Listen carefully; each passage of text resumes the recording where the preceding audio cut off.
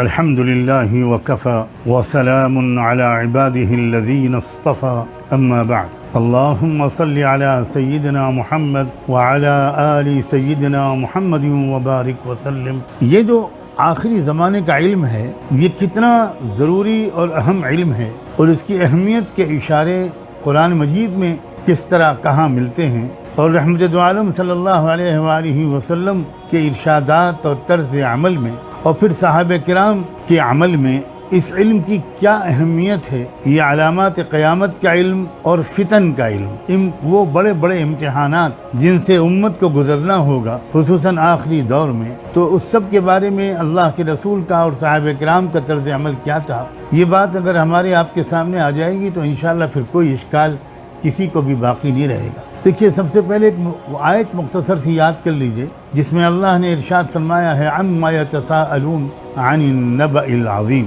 ظاہر ہے کہ یہ لوگ جو کچھ پوچھتے تھے وہ قیامت کے بارے میں پوچھتے، اور اس کو قرآن مجید تعبیر کر رہا ہے کہ وہ بہت بڑی خبر ہے، اور ظاہر ہے کہ جو بڑی خبر ہے، بہت بڑا ایونٹ ہے، اس کے سائنس اور اس کی علامتیں بھی تو بہت بڑی ہوں گی، اور ضرورت ہوگی اس بات کی کہ اس چیز سے ہم واقف رہیں، چوکنا اور باخبر رہیں، تیار رہیں، اور اس کے لیے تیار رہنا اس کی علامات کو جانے بغیر ممکن نہیں ہے۔ ہاں، علامات کو جب سمجھ لیا جائے گا تو جو علامت ظاہر ہوتی جائے گی ہماری تیاری، فکر مندی فطری طور پر بڑھتی جائے گی۔ قیامت اچانک آ جائے اور اس سے پہلے کسی قسم کی کوئی علامت ظاہر نہ ہو اور ہم یہ سمجھتے رہیں کہ اب یہ زندگی اسی طرح چلتی رہے گی، یہ بہت خطرناک بات ہے۔ یہ تو اللہ تعالیٰ کی رحمت و شفقت ہے کہ اس نے آخرت کی طرف منتقل ہو جانے یا قیامت قائم ہو جانے کی علامات مقرر کر دیں اور بیان فرما دی۔ اس سے بہت آسانی ہو جائے گی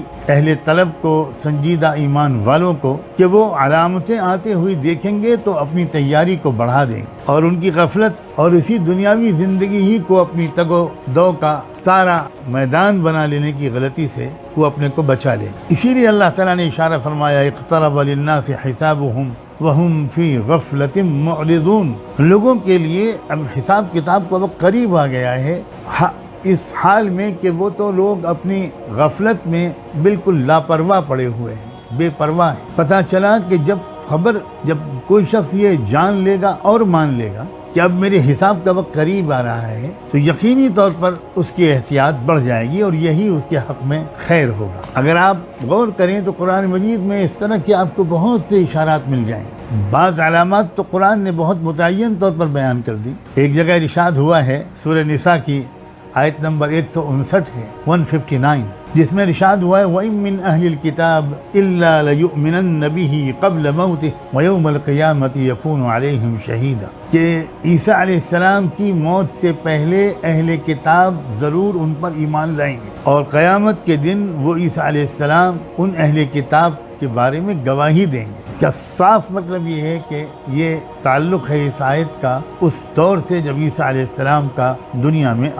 آمد ہوگی، اترنا ہوگا، تو یہ ایک علامت ہے قیامت۔ قرآن مجید نے اس کو بیان کیا ہے۔ عیسیٰ علیہ السلام ہی کے بارے میں اللہ تعالیٰ نے سورہ زخرف میں ارشاد فرمایا ہے آیت نمبر 61، آیت نمبر 61، وَإِنَّهُ لَعِلْمٌ لِلسَّاعَةِ فلا تمترن بها واتبعوني هذا صراط مستقیم۔ وإنه لعلم للساعة، یعنی عیسیٰ علیہ السلام قیامت کی ایک بہت بڑی علامت۔ اس کے بارے میں بھی علماء نے اس کی تشریح میں یہی لکھا ہے کہ اس کا تعلق بھی عیسیٰ علیہ السلام کے آمد ثانی سے۔ پھر آپ ذرا احادیث پر تو غور تو کریں تو آپ کو اور زیادہ اطمینان ہوگا کہ یہ علم کتنا ضروری اور مفید ہے، کتنا اہم ہے۔ سب سے پہلے میں آپ کو یاد دلاتا ہوں مشہور حدیث جبرائیل۔ آپ کو یقیناً آپ سن چکے ہوں گے کہ ایک بار رحمت دو عالم صلی اللہ علیہ وآلہ وسلم اپنے ستاروں کے جھرمٹ میں بیٹھے ہوئے تھے کہ اچانک ایک اجنبی شخص آیا، شدید بیاض الثیاب شدید سواد الشعر، کپڑے بالکل سفید اور بال بالکل کالے، یعنی یہ علامت اس بات کی تھی کہ یہ شخص یہیں قریب سے کہیں سے اٹھ کر آیا ہے، کوئی گرد و غبار اس کے چہرے پر، کپڑوں پر نہیں تھا، لیکن کوئی بھی شخص اس کو پہچان نہیں سکا، اور یہ علامت اس بات کی تھی کہ یہ شخص تو کوئی اجنبی ہے، کہیں دور سے آیا ہے انسانی شکل میں، اور نئی صحابہ کو تعجب ہوا کہ وہ شخص بجائے اس کے کہ مجلس میں پیچھے بیٹھ جاتا، وہ اندر قریب آتے ہوئے اللہ کے رسول صلی اللہ علیہ وآلہ وسلم کے سامنے گھٹنے سے گھٹنے لگا کر بیٹھ گیا، دوزانو بیٹھ گیا اور کچھ سوالات کرنے شروع کیے۔ اسلام کے بارے میں پوچھا، ایمان کے بارے میں پوچھا، احسان کے بارے میں پوچھا، اور پھر آخر میں اس آنے والے شخص نے قیامت کے بارے میں، تو آپ نے بڑا خوبصورت جواب دیا، مل مسئول عنہا بأعلم من السائل، قیامت کے بارے میں جو شخص مجھ سے پوچھ رہا ہے، جو شخص پوچھ رہا ہے جتنا وہ جانتا ہے اتنا ہی وہ بھی جانتا ہے جس سے کہ پوچھا جا رہا ہے، جس سے پوچھا جا رہا ہے وہ اس سے زیادہ نہیں جانتا جو شخص کے پوچھ رہا ہے۔ لیکن اس کے بعد اس شخص نے ایک اور سوال کیا اور کہا کہ فَأَخْبِرْنِي عَنْ أَمَارَاتِهَا، آپ کچھ علامتیں بتائیے قیامت کی۔ تب آپ نے علامتیں بتائیں۔ اس کا مطلب یہ ہوا کہ علامتوں کا علم امت کو سیکھنا لازم ہے، کیونکہ یہ حدیث جبریل کے آخر میں اللہ کے رسول صلی اللہ علیہ وآلہ وسلم نے اس شخص کے رخصت ہو جانے کے بعد صحابہ سے کہا تھا تدری من السائل، سمجھے تم یہ پوچھنے والا شخص کون تھا؟ پورے ادب کے ساتھ صحابہ نے کہا اللہ و رسولہ اعلم۔ اس پر آپ نے فرمایا فإنہ جبریل اتاکم یعلمکم دینکم، کہ جبریل تھے یہ تم کو تمہارا دین سکھانے آئے تھے۔ اس کا مطلب یہ ہوا کہ قیامت کی علامتوں کا علم بھی دین میں سے ہے، اور دین کا علم حاصل کرنا ہم سب جانتے ہیں کہ فرض، یہاں تک کہ بعض علماء نے تو یہاں تک کہا ہے کہ ایسا لگتا ہے کہ خاص طور پر قیامت اور اس کی علامات کا علم حاصل کرنے کے بارے میں صحابہ کرام کے اندر ایک شوق، جستجو اور حوصلہ پیدا کرنا جبریل کی اس آمد کا ایک اہم مقصد تھا، کیونکہ شاید صحابہ کرام قیامت کے بارے میں علامات پوچھنے میں ذرا احتیاط کرتے بہت ہی واضح حدیث ہے یہ، اور آپ اس کے علاوہ ایک اور حدیث کو میں آپ کو یاد دلانا چاہتا ہوں، صحیح مسلم میں ہی وہ حدیث بھی موجود ہے۔ حضرت عمرو بن اخطب رضی اللہ عنہ راوی ہیں، وہ کہتے ہیں کہ اللہ کے رسول صلی اللہ علیہ وسلم نے ایک بار ہمیں فجر کی نماز پڑھائی، اس کے بعد فوراً آپ ممبر پر تشریف لے گئے اور ممبر پر بیان کرنا شروع کیا، فخطبنا حتی حضرت الظہر، فجر سے لگاتار ظہر تک آپ بیان فرماتے، گفتگو فرماتے، ارشادات کا سلسلہ جاری رہا۔ جب ظہر کا وقت آ گیا فنزل فصلی، آپ ممبر سے اترے، ظہر کی نماز پڑھائی، ظہر کی نماز سے فارغ ہو کر ثم صعد المنبر، پھر آپ ممبر پر تشریف لے اور پھر عصر تک گفتگو فرمائی، فخطبنا حتی حضرت العصر، عصر کے وقت تک آپ کا بیان جاری رہا، عصر کا وقت آیا پھر آپ اترے، پھر آپ نے نماز پڑھائی، ثم صعد المنبر، عصر بعد پھر آپ ممبر پر تشریف لے گئے، اللہ اکبر، فخطبنا حتی غربت الشمس، پھر سورج کے غروب تک آپ کی گفتگو جاری رہی، فاخبرنا بما کان وبما هو کائن، اس وقت آپ نے بڑے بڑے ماضی کے واقعات بھی ہم کو بتائے اور آئندہ آنے والے بڑے بڑے واقعات و حوادث سے بھی ہمیں باخبر کی۔ یہ حدیث صحیح مسلم میں ہے اور اس کا جو نمبر ہے وہ 2891 2891 کتاب الفتن۔ سیدنا حذیفہ ہی راوی ہیں، وہ فرماتے ہیں کہ میں قسم کھا کے کہہ سکتا ہوں کہ آج سے لے کر قیامت تک آنے والے فتنوں کے بارے میں میں سب سے زیادہ اللہ کے رسول کا دیا ہوا علم رکھتا ہوں۔ ایک بار ایسا ذکر کرتے ہیں وہ کہ اللہ کے رسول فتنوں کا ذکر فرما رہے تھے، میں اس مجلس میں حاضر تھا، اور اس میں آپ نے یہ بھی فرمایا کہ 3 فتنے تو ایسے ہوں گے کہ کسی چیز کو چھوڑیں گے نہیں، اور کچھ ایسے فتنے ہوں گے جیسے سخت گرمی کے موسم کی ہوائیں۔ تو یہ ان احادیث سے کیا خبر ہوتی، اندازہ ہوتا ہے۔ دیکھیے کتنی اہمیت، پوری زندگی میں ایک ہی مرتبہ اتنی لمبی تقریر اور بیان فرمایا اللہ کے رسول نے، فجر سے لے کر مغرب تک پورے دن۔ اس کا مطلب یہ ہوا کہ ہم کو بہت وقت دینا چاہیے اس علم کے حاصل کرنے کے لیے، بہت توجہ کرنی چاہیے، بہت محنت کرنی چاہیے۔ ہمیں سخت ضرورت ہے اس بات کی کہ اسی موضوع پر ہمارے لیے کلاسز ہوں، ہمارے لیے بیانات ہوں۔ پھر اس کے علاوہ احادیث تو عجیب و غریب اہتمام بتاتی ہیں اللہ کے رسول کی طرف، یہ تک بتاتی ہیں کہ کبھی کبھی آپ وضو کرتے ہوئے وضو کے درمیان صحابہ کو علامات قیامت کے بارے میں کچھ واقفیت فراہم کرتے تھے، کچھ علم تک۔ غزوہ تبوک کے موقع پر آپ نے بڑی اہمیت کے ساتھ آپ نے علامات قیامت کے بارے میں بڑی اہم گفتگو فرمائی، بہت ہی اہم گفتگو فرمائی۔ اور ایک بار تو آپ نے اسی مقصد پر صحابہ کرام کو جمع فرمایا، اسی مقصد سے اعلان کروایا، ندا لگوائی الصلاۃ جامعہ۔ اور اس وقت کیا مقصد تھا آپ کا؟ سیدنا تمیم داری رضی اللہ تعالیٰ عنہ، وہ ایک ایسے صحابی تھے جو گویا پہلے حضرت عیسیٰ علیہ السلام پر ایمان رکھنے والے اہل ایمان میں سے۔ تو آپ نے جمع فرمایا لوگوں کو اور لوگوں سے یہ کہا کہ میں تم کو جو کچھ بھی بیان کرتا رہا ہوں اب سنو ذرا تمیم داری سے ان کا قصہ۔ تمیم داری رضی اللہ تعالیٰ عنہ کا جو واقعہ ہے، میں اس وقت آپ کو یاد دلائے دیتا ہوں۔ اس پورے حدیث کے الفاظ تو نہیں پڑھوں گا، نہ اس کا پورا ترجمہ کروں گا، لیکن اس کا کچھ خلاصہ انشاءاللہ پیش کرنے کی کوشش کروں۔ اللہ اکبر۔ تمیم داری نے جب کھڑے ہو کر وہ واقعہ سنایا تو وہ کیا تھا واقعہ؟ اللہ کے رسول کے حکم کے بعد کہا کہ ایک بار میں اپنے 30 ساتھیوں کے ساتھ سمندری سفر پر نکلا تھا، اور سمندری سفر نے ہماری کشتیوں کو ادھر ادھر موڑ دیا، اور 1 مہینے کی مدت کے بعد پھر ہم ایک جزیرے پر پہنچے۔ وہاں ہم جب اترے تو ہم کو ایک عجیب و غریب قسم کی مخلوق نظر آئی۔ یہ لفظ یاد رکھیے گا، میں انشاءاللہ عربی کا لفظ بھی آپ کی خدمت میں پیش کر دوں گا۔ کہا کہ ایک عجیب و غریب مخلوق ہمارے سامنے آئی، اس کے بہت بڑے بڑے بال تھے، اور اس کے اگلے اور پچھلے حصے میں ہم کوئی فرق نہیں سمجھ پا رہے۔ ہم نے اس سے پوچھا کہ تم کون ہو؟ تو اس نے کہا میں الجساسہ۔ ٹھہریے، الجساسہ پوری کائنات کا سب سے بڑا جاسوس۔ ابھی میں اس کی تشریح کرنے کے بجائے میں ذرا پورا واقعہ سنا دوں تو اس مخلوق نے جس نے اپنا نام بتایا تھا یا اپنا تعارف کرایا تھا الجساسہ کے نام، اس نے پوچھا اچھا تم کون ہو؟ تو انہوں نے بتایا کہ ہم عرب سے آئے۔ تب جب اس نے یہ سنا تو اس نے ہم کو سامنے بھیجا کہ وہاں چلے جاؤ، وہاں تمہیں کوئی ملے گا۔ تمیم داری بیان کرتے ہیں کہ ہم وہاں گئے تو دیکھا ایک لمبا چوڑا دیو قامت انسان یا انسان نما کوئی مخلوق۔ یہ ذہن میں رکھیے گا، میں انشاءاللہ پوری عربی عبارت بھی پڑھ کر سناؤں گا، مجھے پوری زبانی یاد نہیں ہے، میں حدیث کے الفاظ میں غلطی ہو جائے گی، اس لیے میں جب میرے سامنے اس کا ٹیکسٹ ہوگا تو میں آپ کو سناؤں۔ دیو قامت انسان یا انسان نما کوئی مخلوق وہاں زنجیروں میں جکڑی ہوئی، اور بھی تفصیلات آئیں، زنجیر ہاتھ اس کے گردن سے بندھے تھے اور کس طرح پیروں تک زنجیریں تھیں۔ حضرت تمیم کہتے ہیں کہ ہم نے پوچھا کہ تم کون ہو؟ اس نے کہا پہلے تم بتاؤ کہ تم کون؟ ہم نے کہا کہ ہم عرب سے آئے۔ اس نے کہا اچھا، ان پڑھ لوگوں کے علاقے سے، امیین کے علاقے؟ تو ہم نے جواب دیا ہاں۔ اس نے پوچھا کہ بتاؤ کہ ان پڑھ لوگوں کے پیغمبر کا کیا حال ہے؟ تو ہم نے جواب دیا، تمیم داری کہتے ہیں کہ ہم نے جواب دیا کہ وہ مکے سے ہجرت کر کے اب مدینے آ گئے، ان کی قوم نے انہیں بہت ستایا۔ تو پھر وہ بولا کہ اچھا یہ بتاؤ کہ بیسان کے باغ میں کھجوریں آ رہی ہیں؟ عجیب طرح کا سوال۔ انہوں نے جواب دیا ہاں آ رہی ہیں۔ یہ باغ جو ہے یہ سیریا میں گولان کی پہاڑیوں کے نیچے ہے، اور یہ جگہ اس وقت گویا جولان کی پہاڑیاں اور اسرائیل کے قبضے میں۔ وہاں کے بارے میں اس نے پوچھا۔ آپ ذرا خوب دھیان سے سنیے گا کہ وہ کس علاقے کے بارے میں کچھ معلومات لے رہا ہے۔ پھر وہ کہنے لگا اچھا ٹھیک ہے، کچھ دن کے بعد یہ کھجوریں آنا بند ہو جائیں۔ پھر اس نے دوسرا سوال کیا، اس نے کہا کہ یہ بتاؤ کہ زغر کے چشمے میں پانی ہے؟ تو میں نے جواب دیا کہ ہاں ہے۔ اس نے پوچھا اچھا بتاؤ کہ بحیرہ طبریہ کا کیا حال ہے؟ بحیرہ طبریہ کا کیا ہے؟ تو انہوں نے جواب دیا کہ ابھی تو ہے وہ۔ اس نے کہا کہ اس چشمے کا پانی بھی ختم ہو جائے۔ یہ سمجھ لیجئے کہ حضرت لوط علیہ السلام کی 2 بیٹیاں تھیں، ایک بیٹی کا نام تھا زغر، ایک بیٹی کا نام تھا طبریہ۔ تو یہ 2 تالابوں کے نام زغر اور طبریہ، یہ دونوں حضرت لوط علیہ السلام کی بیٹیوں کے نام پر رکھ دیے گئے۔ اس نے کہا کہ وہ پانی بھی بہت جلد خشک ہو جائے گا، اور تب میری رہائی کا وقت آئے گا اور میں باہر نکلوں گا۔ اور پھر اس نے تمیم داری کے سوال کا جواب دیتے ہوئے کہا کہ میں المسیح الدجال ہوں۔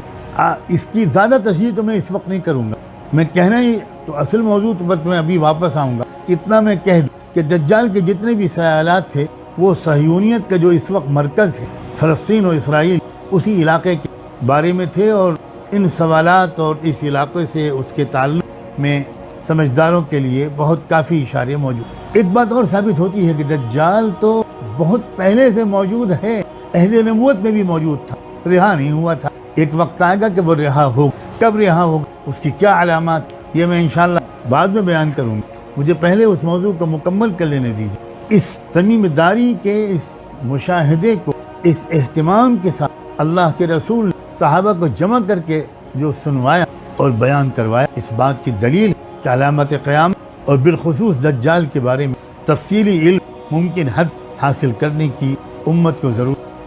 امت میں طلب ہونی چاہیے اور کوشش ہونی چاہیے، اور وقت آ گیا ہے کہ اب اس بارے میں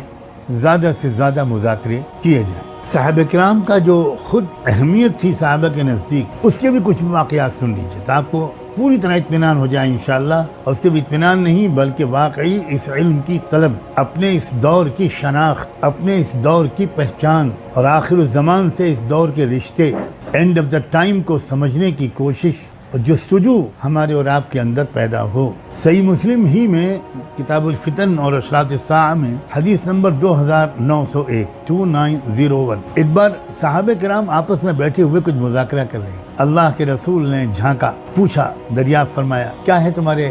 آپس کے مذاکرے کا موضوع؟ تو صحابہ نے کہا، ہم لوگ قیامت کا تذکرہ کر رہے ہیں۔ بس آپ نے فوراً صحابہ کے شوق کی قدر کرتے ہوئے ارشاد فرمایا، انہا لن تقوم حتی ترون قبلها 10 آیات، قیامت سے پہلے 10 نشانیاں ضرور آئیں گی، ان 10 نشانیوں سے پہلے قیامت نہیں آئے گی۔ فذکر الدخان، دھوئیں کا ذکر کیا، اسموک کا ذکر کیا، دجال کا ذکر کیا، ایک عجیب الخلقت ایک جانور کا ذکر کیا، سورج مغرب سے نکلے گا اس کا تذکرہ فرمایا، عیسیٰ ابن مریم کی کہ نزول ان کی آمد کا تذکرہ فرمایا، یاجوج اور ماجوج کا تذکرہ فرمایا۔ 3 مختلف علاقوں میں زمین کے دھنس جانے کا واقعہ پیش آیا، لینڈ سلائڈز کا واقعہ پیش، ایک مشرق میں ہوگا ایسٹ میں، اور ایک مغرب میں ہوگا یعنی ویسٹ میں، اور ایک جزیرے عرب میں ہوگا، اور آخر میں ایک آگ نکلے گی یمن سے جو لوگوں کو کھدیر دے گی۔ یہ آپ نے بیان، اب اس کا مطلب یہ ہوا کہ صحابہ کی آپس کی گفتگو کا ایک موضوع قیامت بھی ہوا کرتا تھا، اور اسی کو آپ نے اس گفتگو یا اس دلچسپی کو کی قدر کرتے ہوئے، ان کے طلب کی قدر کرتے ہوئے، آپ نے اس وقت اس صحابہ کرام کو مخاطب کر کے قیامت کی 10 علامات سے ان کو آگاہ کیا۔ اس طرح صحابہ کرام کے بہت سے معمولات، بہت سے واقعات جن سے ثابت ہوتا ہے کہ وہ اس علم کی اہمیت سمجھتے تھے اور اس علم کو حاصل کرنے کی بھرپور کوشش کرتے رہتے تھے۔ حضرت ادریس خولانی فرماتے ہیں، یہ حدیث صحیح بخاری میں ہے، فتن میں، حدیث نمبر ہے 7084 حضرت حذیفہ کو یہ کہتے ہوئے سنا ہے ابو ادریس خولانی نے کہ رسول اللہ صلی اللہ علیہ وسلم سے میرے ساتھی لوگ خیر کے بارے میں سوالات کرتے تھے، اور میں ان اللہ کے رسول سے شر دریافت کرنے کی کوشش کرتا رہتا تاکہ میں اس سے بچ سکوں۔ اور یہ لمبی حدیث ہے، کہتے ہیں کہ ایک بار میں نے کہا کہ اللہ کے رسول، ہم لوگ بڑی جاہلیت میں پڑے ہوئے تھے، بڑے شر میں تھے، پھر اللہ نے ہمیں یہ خیر عطا فرما دیا، اس قدر شاندار سماج قائم ہو گیا، کیا اس کے بعد، اس خیر کے بعد بھی کوئی شر آئے گا؟ آپ نے فرمایا ہاں۔ پھر میں نے پوچھا، اچھا اس خراب زمانے کے بعد پھر کوئی خیر کا دور آئے گا؟ تو آپ نے کہا کہ نعم آئے گا، وفیہ دخن، ہاں مگر اس میں کچھ دھندلا پن ہو، ملاوٹ ہو۔ تو میں نے پوچھا کہ حضرت کیا مطلب ہے اس کا سر چشمہ یا وجہ کیا ہوگی؟ تو پھر آپ نے فرمایا تھا کہ ایسے لوگ کھڑے ہوں گے کہ میری رہنمائی کے علاوہ دوسرے راستے دکھائیں گے لوگوں کو۔ یعنی ایسا معلوم ہوتا ہے کہ اشارہ اس میں یہ ہے کہ بہت سے لوگ رہبری کرنا شروع کر دیں گے، لیکن کتاب و سنت کے گہرے علم کے بغیر، اپنی عقل سے، رائے سے، اور کچھ لوگ تم پہچانتے ہوگے، کچھ لوگوں کو تم نہیں پہچانتے ہو۔ تو میں نے پھر دریافت کیا، اچھا اس خیر کے بعد جس میں کچھ شر کی ملاوٹ بھی ہوگی یا کچھ دھندلا پن ہوگا، کیا اس کے بعد پھر کوئی شر کا دور آئے گا؟ تو پھر آپ نے فرمایا تھا ہاں، جہنم کی طرف لے جانے والے داعی لوگ، جن کی دعوت جہنم کی طرف ہوگی، جو کھینچ کر لوگوں کو لے کر جائیں گے جہنم کی طرف اور پھینک دیں گے، اس میں جھونک دیں گے، اس میں ایسے لوگ بکثرت پیدا ہو جائیں گے۔ تو میں نے کہا کہ اللہ کے رسول ذرا ان کے بارے میں کچھ پہچان بتا دیجئے، صفہم لنا۔ تو یہاں تک آپ نے فرمایا کہ وہ ہماری ہی قوم کے ہوں گے، ہماری زبان بولیں گے۔ تو پھر میں نے پوچھا کہ اب آپ بتائیے کہ اگر مجھے وہ دور مل گیا تو مجھے کیا کرنا چاہیے؟ آپ نے فرمایا جو پکے ایمان والے ہیں ان کے ساتھ چپکے رہنا، اور ان کے جو امام اور رہبر ہوں ان کے ساتھ چپکے رہنا، ادھر ادھر مت سننا اور متاثر ہونا۔ میں نے پھر پوچھا کہ اچھا یہ بتائیے، خدا نہ خواستہ اگر ایسا دور آ گیا کہ شیرازہ ہی بکھر جائے، کوئی اجتماعیت ہی نہ رہے، کوئی امام اور رہبر ہی نہ رہے، تو اس وقت کیا کروں میں؟ اللہ اکبر! اللہ کے رسول نے فرمایا پھر ساری یہ فرقے اور حلقے جتنے بن جائیں ان سے بالکل الگ تھلگ ہو جانا، چاہے تم کو کسی پیڑ کے تنے سے چمٹ کر اپنے آپ کو ان تمام فتنوں سے بچانے کے لیے کوشش کرنی پڑے، یہاں تک کہ موت آ جائے اسی حال میں تمہاری۔ اللہ اکبر! میں اس وقت ظاہر ہے کہ ان سب حدیث کے تمام جملوں کی الگ الگ تشریح اس وقت کا موضوع نہیں ہے۔ میرے کہنے کا مطلب یہ ہے کہ صحابہ کرام اس بارے میں کس قدر متفکر رہتے تھے، کتنی دلچسپی تھی ان کے اندر۔ اور یہ میں جو روایات بیان کر رہا ہوں، کوشش کر رہا ہوں کہ صحیح مسلم اور صحیح بخاری کی ہی روایات آپ کی خدمت میں پیش کروں، کیونکہ مجھے ڈر ہے کہ آج کل کے جو ہمارا عجیب طبقہ ہے جو چند جملے پڑھ لیتا ہے کتابوں کے، کوئی مغربی زبان پڑھ لیتا ہے اور پھر وہ یہ کہنا شروع کر دیتا ہے کہ ارے یہ سب ضعیف واقعات ہیں اور غیر ثابت شدہ چیزیں ہیں۔ اسی طرح کی بہت سے واقعات ہیں صحابہ کرام کے، اللہ کے رسول کی موجودگی میں کے باوجود ان کی حیات میں صحابہ کرام آخری زمانے کی علامات، قرب قیامت کی علامات جاننے کے لیے کس قدر شوق رکھتے تھے، جستجو رکھتے تھے، طلب رکھتے تھے۔ اس سے تو ہمارے لیے حجت قائم ہو گئی اور ہمیں اعتراف کرنا چاہیے کہ اس سلسلے میں بہت عرصے سے امت کے اندر کوئی عام چرچا، کوئی تذکرہ، کوئی جستجو، کوئی طلب، کوئی شوق، نہ جاننے والوں کے اندر جاننے کا شوق اور جاننے والوں کے اندر اس علم کو عام کرنے کا شوق، دونوں میں بہت کمی پائی گئی۔ اب وقت آ گیا ہے کہ ہم سب اپنی اپنی کمیوں کا تلافی کریں اور تدارک کریں۔ دیکھیے، یہ جو آخری زمانے کا علم ہے، اس سے ایک تو اس وقت یقین بڑھتا ہے کہ ہم جس نبی پر ایمان لائے ہیں وہ نبی برحق، یہ ایمان کے بڑھانے اور حوصلے کے بڑھانے کا سبب بنتا ہے، کیونکہ ہم جب بہت مخالف قسم کے حالات دیکھتے ہیں تو ہمیں گھبراہٹ ہونے لگتی ہے، لیکن جن لوگوں کو یہ معلوم ہے کہ یہی ہونے کے بارے میں خبر دی تھی اللہ کے رسول نے، انہیں کوئی گھبراہٹ نہیں ہوتی، بلکہ الٹی بات ہے، ان واقعات و حوادث سے ان کا ایمان و یقین بہت مضبوط ہوتا ہے اور اس ایمان و یقین کی وجہ سے ان کی ہمت اور حوصلہ بھی مضبوط ہوتا ہے، کیونکہ ان کے ذہن میں برابر یہی آتا ہے کہ بھئی یہ تو وہی ہو رہا ہے جو اللہ کے رسول نے بتایا تھا، تو ان کی نبوت اور رسالت پر یقین بڑھتا ہے، اور جب ان کی نبوت اور رسالت پر یقین بڑھتا ہے تو انہوں نے جو کچھ بھی بتایا ہے اس پر بھی یقین بڑھتا ہے۔ انہوں نے اگر بتایا ہے کہ اللہ جو چاہے گا وہی ہوگا، دشمن کچھ بھی چاہے وہ نہیں ہو سکتا، اللہ کے چاہنے پر ہوگا، تو ظاہر نبوت اور رسالت پر یقین بڑھنے سے حوصلہ بھی بڑھے گا، اطمینان بھی بڑھے گا، مایوسی نہیں آ سکتی، خوف نہیں آ سکتا، خدا نخواستہ ایمان کا سودا کرنے کے بارے میں انسان سوچ بھی نہیں سکتا۔ اس لیے ایک تو ایمان و یقین کا اضافہ کی مضبوطی، جس کی دور حاضر میں سخت ترین ضرورت، یقین کا بڑھانا اللہ کی قدرت پر، اللہ کی صفات پر، اور یہ یقین کرنا کہ یہ جو کچھ بھی ہو رہا ہے، چاہے کسی کے ذریعے سے کچھ بھی ہو رہا ہے اللہ کی پلاننگ سے، اللہ کی پروگرامنگ سے، اللہ تعالیٰ کی منصوبہ بندی سے۔ پھر اس علم کا ایک فائدہ یہ ہوگا کہ حالات کا صحیح تجزیہ کرنا آسان ہوگا، حالات کی اصلی حقیقت کو سمجھنا آسان ہوگا، ورنہ آپ صرف پولیٹیکلی آپ موجودہ ملکی اور عالمی حالات کو نہیں سمجھ سکتے، اور ہزار کوششیں کرتے چلے جائیے پولیٹیکل میدان میں، فی الحال نتیجہ سامنے نہیں آتا، پازیٹیو نتیجہ سامنے نہیں آتا، تو اس سے بھی مایوسی پیدا ہونے لگتی ہے۔ اور جب ہم کو یہ معلوم ہے کہ اللہ تعالیٰ کے پروگرامنگ اور پلاننگ کے مطابق یہ ہو رہا ہے جو ہو رہا ہے، یہ ظلم کرنے والی طاقتیں پوری دنیا میں جو قابض ہوتی چلی جا رہی ہیں، تو یہ گھبرانے کی بات نہیں ہے، کوشش ہم کو جاری رکھنی، یاد رکھیں، یہ سمجھ کر کہ اللہ کی طرف سے گھر بیٹھنا، یہ میں نہیں کہہ رہا ہوں آپ سے، کیونکہ اللہ تعالیٰ، اللہ کے رسول نے یہ بھی تو فرمایا ہے، اور میں انشاءاللہ سناؤں گا وہ احادیث جس میں آپ نے ان لوگوں کی بہت تعریفیں فرمائی ہیں کہ جو ہر حالت میں ظلم کا مقابلہ کرتے رہتے ہیں، قیامت کے دن تک وہ مقابلے کے میدان میں ڈٹے رہتے ہیں، دجال کا مقابلہ کرتے ہیں اور کریں گے، تو ان کی بہت تعریف کی آپ۔ اس کا مطلب یہ ہوا کہ ریزسٹنس جاری رہنا چاہیے، ڈسپائٹ آل آڈس، چاہے جتنے ہم کو سیٹ بیکس پہنچے، چاہے فی الحال جتنی دیر لگے، نہیں، بالکل ہم کو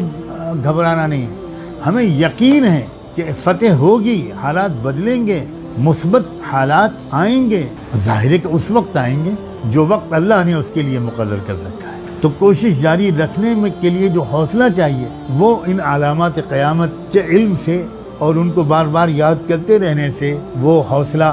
ملتا ہے، اور حکمت عملی کے تعین میں بھی اس سے مدد ملتی ہے، اسٹریٹجی بنانے میں مدد ملتی ہے۔ آپ سورہ کہف کی تشریح کے درمیان بھی انشاءاللہ اس طرح کے اشارات آئیں گے کہ کس دور میں کس حکمت عملی یا کس قسم کی حکمت عملیوں کے ذریعے سے یہ مزاحمت اور مقابلے کی اور ریزسٹنس کی کوشش ہونی چاہیے۔ یہ سب چیزیں، یہ جو علامات ہیں اور آخر الزمان کے بارے میں جو کچھ اشارات آئے ہیں، ان کی تشریح سے یہ فوائد حاصل ہوتے ہیں۔ پس ہمتی، شکست خوردگی، ڈر، خوف، سراسیمگی، اللہ اکبر، یہ چیزیں بالکل ختم ہو جاتی ہیں آخری زمانے کے علم کے حاصل ہونے سے۔ ہمیں کیا کیا کرنا ہوگا، کس کس میدان میں کام کرنا، مسائل اس دور میں ہیں، بہت تفصیلی گفتگویں ان موضوعات پر کرنے والے کر رہے ہیں، ہمیں بھی کرنی چاہیے، ہمیں بھی ان گفتگوؤں سے فائدہ اٹھانا چاہیے۔ انسان کی فطرت میں ایک جستجو ہے، ایک تلاش ہے کہ جو باتیں نہیں معلوم ہیں وہ معلوم کرنا چاہتا ہے۔ اگر جو باتیں نہیں معلوم ہیں ان باتوں کے جاننے کی کوشش نبوی رہنمائی کی روشنی میں ہوگی تو ہمارے فطری جذبے کی تسکین بھی ہوگی اور صحیح معلومات ہم کو ملے گی۔ ورنہ آج کل لوگ فلمیں دیکھ رہے ہیں، ناولز پڑھ رہے ہیں، موویز دیکھ رہے ہیں، پیشن گوئیاں جو مختلف دنیا میں لوگوں نے کی ہیں ان پر جا رہے ہیں۔ کوئی نجومیوں سے پوچھ رہا ہے، ایسٹرولوجر سے پوچھ رہا ہے کہ بھئی ستارے کیا کہہ رہے ہیں۔ یہ سب کی ضرورت اسے پڑے گی جسے نہیں معلوم کہ اس کے رب نے کیا بتایا ہے اور اس رب کے بھیجے ہوئے شفیق و مہربان رسول نے کیا کیا کیا بتایا ہے۔ بہت غلط طرف جانے سے ہماری حفاظت ہوگی۔ یہ بھی ایک علم کا، اس علم کے جاننے کا بہت بڑا فائدہ ہے۔ پھر اس وقت ہم کس اسٹیج میں ہیں یہ جاننا ہر کوشش کرنے والے کے لیے، کوشش کی قیادت کرنے والوں کے لیے بالخصوص لازم ہے، کیونکہ جو کوشش آئندہ کل کرنی چاہیے وہ اگر ہم آج ہی کریں گے تو ناکامی کے سوا کچھ نہیں، اور جو کوشش آج کرنی چاہیے اس کو ہم کل پر ٹال دیں گے اس کا بھی نقصان ہی پہنچے۔ تو وقت کا تقاضا کیا ہے، اس وقت ہمارے کرنے کے کیا کیا کام ہیں، ان کو بھی ضرور جاننا چاہیے، ان سے بھی واقفیت ضرور حاصل کرنی چاہیے۔ اس سے غلطیوں سے حفاظت ہوتی ہے، انرجی اور ٹائم کے برباد ہونے سے حفاظت ہوتی ہے۔ میں امید کرتا ہوں کہ یہ آج جو میں نے جس موضوع کو چھیڑا ہے اس موضوع کے سامنے آنے کے بعد انشاءاللہ ضرور آپ کے اندر اور شوق بڑھا ہوگا، اور زیادہ سیریسلی آپ ان مجالس کو آپ سنیں گے اور بار بار سنیں گے، اور کچھ نوٹس اگر لینا آپ مفید سمجھیں تو اپنے پاس کچھ نوٹس لیتے رہیں تاکہ آپ روزانہ ان پر ایک نظر ڈالتے رہیں۔ یاد رکھیں جس طرح دجال کے آنے سے پہلے صدیوں سے ایک گراؤنڈ بنایا جا رہا ہے، ماحول بنایا جا رہا ہے، پوری دنیا کا اربوں لوگوں کا مزاج سازی کی جا رہی ہے، ذہن سازی کی جا رہی ہے، اسی کے لحاظ سے اکنامک سسٹم کو منتخب کیا گیا اور بنایا گیا، اسی کے سوٹ کرنے والا پولیٹیکل سسٹم، اسی کے لیے ذہنوں کو تیار کرنے والا ایجوکیشنل سسٹم، فلموں کے ذریعے، موویز کے ذریعے، ادب کے ذریعے، نکڑ ناٹک کے ذریعے، شاعری کے ذریعے، کھیل کے میدانوں کے ذریعے۔ اسی طرح یاد رکھیے کہ امت میں مختلف محنتیں پورے عالم میں جو ہو رہی ہیں دین کی اصلاح و تقوی و کتاب و سنت پر مبنی، وہ دراصل ایک فضا اور ایک ماحول بنانے کی کوشش ہو رہی ہے۔ جب یہ ماحول اپنے عروج پر پہنچے گا وہ وقت ہوگا جب امام مہدی ظاہر ہوں گے، کیونکہ امام مہدی کو ضرورت ہوگی وفادار اور بہادر، زندہ دل، توکل اور تقوی کی اوصاف سے مالا مال ایک بہت بڑے عملے کی۔ کیوں نہ میں اور آپ اس عملے کے ارکان بننے کی دعا مانگیں، کیوں نہ ہم تمنا کریں کہ اللہ مجھے اور میری اولادوں کو اللہ تعالیٰ اس مبارک گروہ میں ہمیں شامل کر دے۔ آج کی مجلس میں بس اتنا ہی انشاءاللہ۔ میری صحت کے لحاظ سے میں کوئی بہت لمبی بات نہیں کر پا رہا ہوں، اس لیے میں جاری رکھنے کی کوشش کروں گا کہ رمضان میں بلا ناغہ یہ ہمارا سبق جاری رہے اور سورہ کہف کا ایک دورہ ہو جائے، اور تمام وہ ضروری باتیں جو آخر الزمان کے بارے میں، دجال کے بارے میں، اور یاجوج ماجوج کے بارے میں، امام مہدی کے بارے میں، عیسیٰ علیہ السلام کے آنے کے بارے میں، اور اسی سلسلے کی دوسری اور ضروری باتیں خدا کرے کہ مذاکرے میں آ جائیں اور ہمارے دل میں بیٹھ جائیں، اور ہمارے اندر زندگی میں وہ زبردست تبدیلی بھی آ جائے جس کے بغیر یہ مذاکرہ پوری طرح مفید نہیں ہو پائے گا۔ جزاکم اللہ تعالی وآخر دعوانا ان الحمد للہ رب العالمین۔ آپ سے گزارش ہے کہ آپ چینل کو سبسکرائب کریں تاکہ اس سیریز کے آگے کی ویڈیو آپ مس نہ کریں۔ اس ویڈیو کو لائک کریں اور شیئر کرنا نہ بھولیں۔